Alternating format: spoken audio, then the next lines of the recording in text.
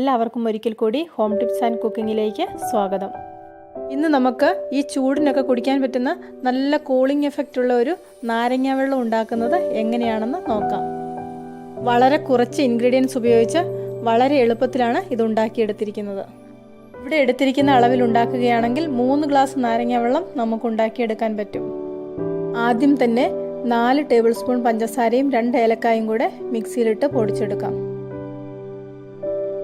അടുത്തതായി ഇതിലേക്ക് 1 നുള്ള ഉപ്പും കൂടെ ചേർത്ത് കൊടുക്കുന്നുണ്ട്. അടുത്തതായി ഇതിലേക്ക് 1.5 നാരങ്ങയുടെ നീര് ചേർത്ത് കൊടുക്കാം.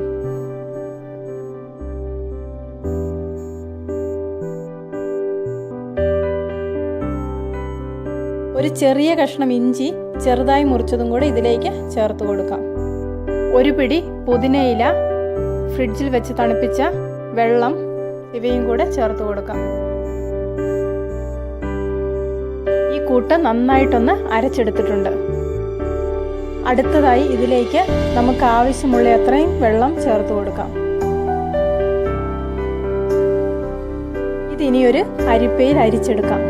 ഇതുപോലെ ഉണ്ടാക്കി നോക്കിയിട്ടില്ലാത്തവർ ഒരു പ്രാവശ്യം ഉണ്ടാക്കി നോക്കണം.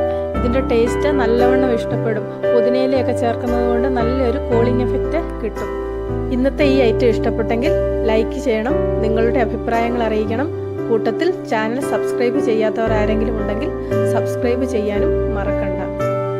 പുതിയ ഒരു വീഡിയോയുമായിട്ട് വീണ്ടും കാണാം.